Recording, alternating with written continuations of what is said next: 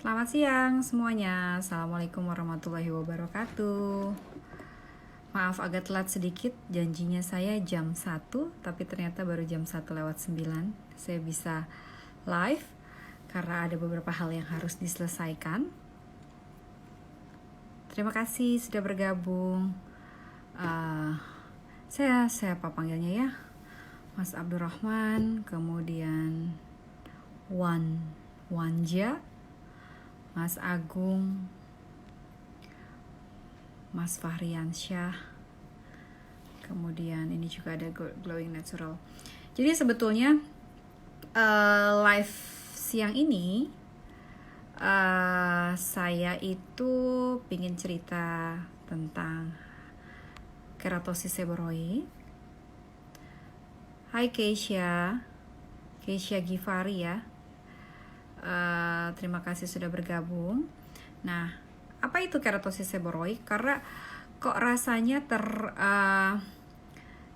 terpanggil untuk menjelaskan, karena pada saat beberapa hari lalu saya praktek dari pasien yang datang itu banyak yang mengkhawatirkan tentang keadaan klinis keratosis seboroid ini. Jadi kalau saya share gambar di sini bisa dilihat di situ bahwa berbagai macam kemungkinan yang muncul pada kelainan kulit yang kita sebut sebagai keratosis seboroid. Hai Syakif, Mas Saputra, ada Renkar Jogja. Wah, Renkar Jogja, nanti kalau ke Jogja saya bisa hubungi ya. Kemudian tadi juga Glowing Natural ya, terima kasih. Oke. Jadi kita kembali lagi ke topik yang tadi mau dibahas, yaitu keratosis seboroid. Keratosis seboroid ini sebenarnya masuk dalam kategori tumor jinak. Jadi nggak usah khawatir. Kadang-kadang ada yang suka berlebihan, ini bahaya banget nggak sih? Bisa bikin jadi kanker nggak sih, ganas atau tidak? Jadi sebetulnya kalau dilihat dari nama yang keratosis seboroid, dia adalah tumor jinak, sebenarnya dia tidak berbahaya. Tetapi kadangkala betul tidak sih kelainan kulit ini adalah keratosis seboroid atau kelainan kulit yang lain? Nah, itu yang paling penting. Jadi manifestasi atau kelainan kulit yang muncul bisa berbagai macam. Intinya sebenarnya biasanya kita lihat sebagai ada bintil atau benjolan di kulit. Letaknya bisa dimanapun. Bisa di wajah, bisa di badan, bisa di ekstremitas, tangan, kaki. Tetapi pada dasarnya tidak akan pernah ditemui pada pada telapak tangan dan telapak kaki. Jadi bisa all over your body area, tapi tidak di telapak tangan dan telapak kaki. Kategorinya adalah tumor jinak, dan kelainannya biasanya hanya epidermal saja, jadi permukaan kulit yang paling atas. Kemudian untuk penampakannya sendiri bisa sebagai warnanya nih ya, dilihat dari warnanya bisa coklat muda gitu ya, halus, kemudian bintilnya tidak terlalu tebal, tetapi khas biasanya terlihat berjonjot. Berjonjot itu verukosa ya, jadi permukaannya itu tidak rata, ada semacam jonjot-jonjotnya seperti itu. Kemudian untuk warna juga bervariasi, bisa warna yang sangat muda, bahkan kadang-kadang pada awal lesi biasanya warnanya bisa sewarna kulit. Terima kasih Rida sudah gabung. Evelyn. Oke, kemudian apalagi yang harus diperhatikan? Yang harus diperhatikan adalah rasanya nyeri nggak sih? Biasanya tidak nyeri, tetapi pada beberapa keadaan kadangkala suka disertai rasa gatal. Gatal ini yang biasanya digaruk-garuk sampai akhirnya timbul peradangan atau jadinya terinfeksi. Nah, jadi sebenarnya untuk keratosis seboroid sendiri tidak akan menyebabkan klinis atau kelainan yang bisa bikin gatal mungkin, tapi artinya sampai luka itu enggak, biasanya karena gesekan. Oh, kurang paham ya. Oke deh.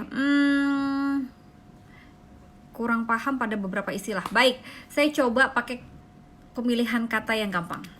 Jadi kita balik lagi nih, keratosis seboroid biasanya suka dibilang, aduh, keluhannya biasanya aku kok tambah usia jadi timbul banyak tai lalat, beda lagi ya. Ini kayak bintil-bintil coklat, biasanya banyak di daerah, meskipun bisa di seluruh tubuh, tetapi biasanya banyak di daerah yang terbuka, terpajan matahari, misalnya di wajah, di leher, ekstremitas. Ekstremitas itu tangan, kaki, itu kan area yang terbuka ya. Mudah-mudahan lebih enak nih dengan begini ya. Nah, tetapi tidak menutup kemungkinan dia muncul di area-area tubuh yang lain, bisa di badan, kadang-kadang pada beberapa kondisi pada daerah lipatan-lipatan. Kemudian lihat lagi usia. Biasanya kelainan kulit ini yang berupa keratosis seboroik muncul pada usia dekade kelima. Jadi dekade kelima itu umur 50 tahun ke atas ya. Meskipun bisa juga pada umur lebih awal, misalnya umur 30-an udah muncul atau akhir 20-an. Nah, karena kelainan keratosis seboroik ini bisa juga dipengaruhi oleh genetik. Jadi tinggal lihat aja orang tuanya ada nggak sih lesi keratosis seboroiknya dan tanyakan munculnya dari usia berapa. Tetapi pada dasarnya tidak usah terlalu khawatir terlebih dahulu. Kalau ini muncul sesuai nih di usia, artinya dekade kelima atau misalnya umur 40-an mulai muncul, ya nggak apa-apa. Kemudian perhatikan rasanya, ada nyeri atau tidak. Harusnya ini nggak nyeri. Kalaupun ada rasa biasanya gatel. Nah, ini ada pertanyaan dari Wan, saya nggak tahu nih bacanya gimana nih ya, Mas Wanja. Dampak terburuknya apa? Oke. Yang pasti adalah kita harus pastikan lesi ini namanya benar-benar keratosis seboroik, bukan lesi kulit lain yang ke arah keganasan. Bagaimana cara mengetahuinya? Karena bentuknya macam-macam nih, bisa dilihat ya gambar di sini ada yang paling pojok kanan atas itu warnanya coklat muda, kemudian lebih geser ke sebelahnya lebih gelap, terus bahkan ada yang saya nggak bisa tunjuk ya di sini ya. Ada yang kelihatannya menyeramkan gitu ya. Nah, itu harus dipastikan dulu kalau memang kelainan kulitnya itu adalah keratosis seboroik. Bagaimana cara memastikannya? Cara memastikannya bisa tentunya kalau memeriksa sendiri agak sulit, harus konsultasi ke dokter spesialis kulit terdekat saja untuk memastikan. Kadang-kadang untuk lesi-lesi atau kelainan kulit keratosis seboroik yang agak susah dibedakan bisa dengan bantuan dermoskopi. Dermoskopi adalah suatu alat yang dipakai sebagai amplifier ya, pembesar, kayak semacam kaca pembesar aja. Cuma kaca pembesar ini lebih kalau pakai kaca pembesar loop biasa mungkin pembesarannya sampai 5 kali, 10 kali. Tetapi kalau dengan dermoskop pembesarannya bisa di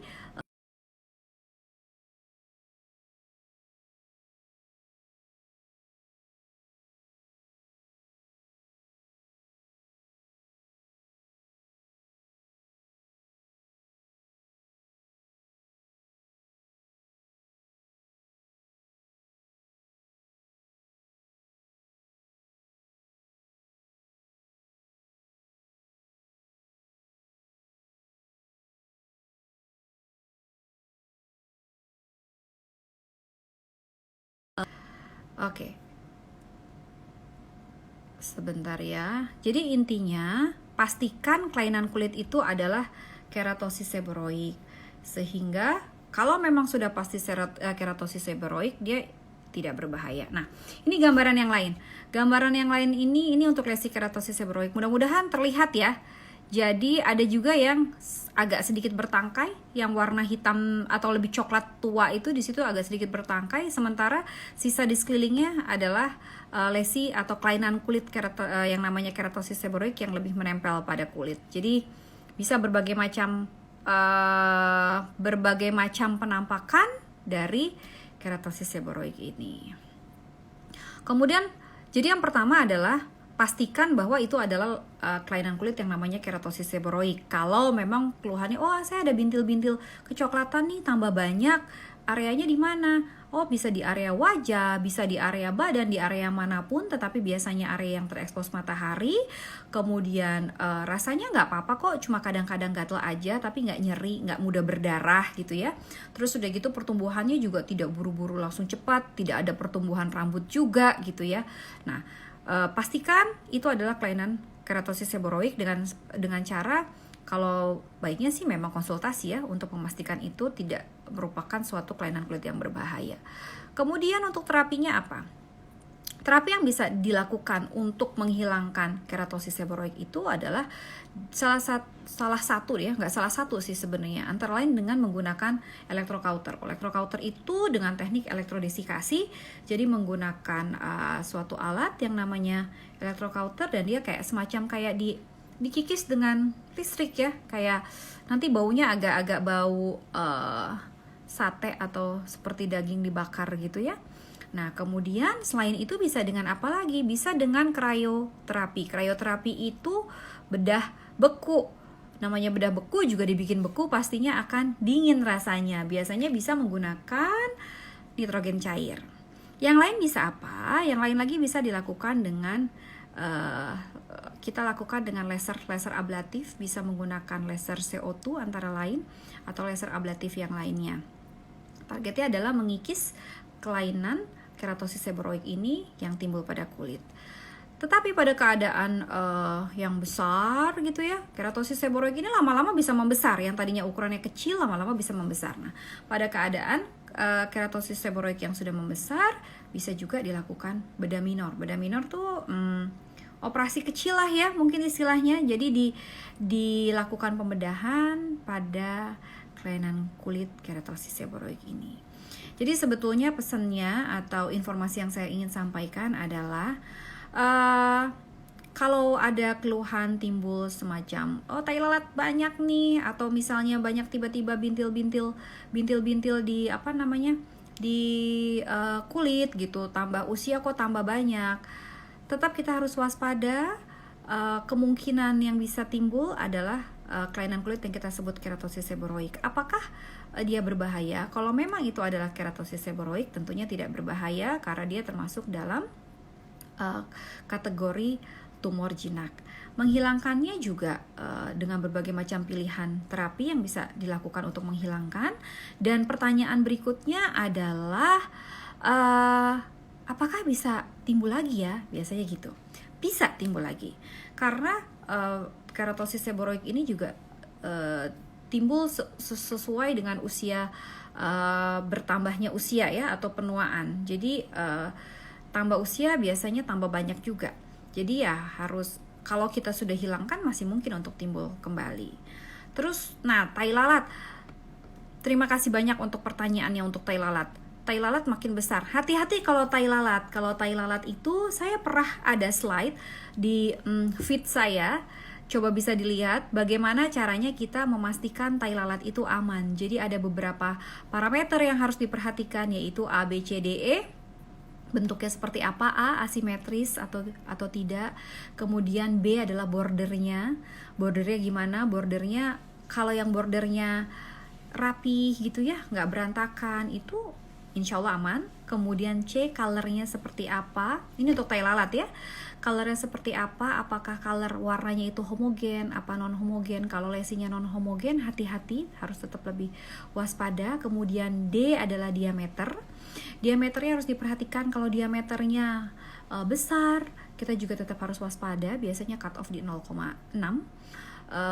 Kemudian satu lagi adalah E. E itu gambarannya secara keseluruhan seperti apa. Nah, untuk ABCDE ini baiknya tetap dikonsulkan juga, karena tai lalat, hati-hati. Tai lalat itu ya, kalau dia memang tai lalat yang hanya berupa nefus pigmentosus, itu juga kategorinya jinak. Tetapi pada keadaan lain di mana lesinya menyerupai tai lalat tetapi dia ganas, itu juga ada yang kita sebut sebagai melanoma malignum. Jadi tetap harus lebih waspada. Kalau ada kelainan kulit, pastikan kelainan kulit itu jinak, sehingga tentunya akan memberikan keamanan dan terapi apa yang paling baik dilakukan. Rasanya sih itu aja untuk keratosis seboroik. Saya tidak terlalu panjang juga untuk penjelasannya. Ini ya tadi ya, berbagai macam yang mungkin kelainan kulitnya yang timbul. Ini juga. Oke, terima kasih banyak yang sudah bergabung. Ini akan direkam, nanti akan masuk ke dalam IGTV. Terima kasih banyak untuk Mbak Konita, Mbak Tiara, Mbak Ayu Tessa, Mas Vendra. TB, apa kabar? TB adalah teman saya. Kemudian ini Mas atau Mbak Desta ya. Kemudian tadi Renkar Jogja, jangan lupa kalau saya ke Jogja nanti saya hubungin untuk Renkar. Kemudian ini Audiomax, terima kasih. Mas Erwan, terima kasih. Mbak Ulfia Rahman, terima kasih juga. Mars Spray, Puspita, Hei, Amina. Aku bingung bacanya yang Eva 0408. Terima kasih banyak ya. Oke, terima kasih. Maaf yang belum tersapa, tapi intinya adalah kita tetap harus waspada. Mudah-mudahan selalu sehat.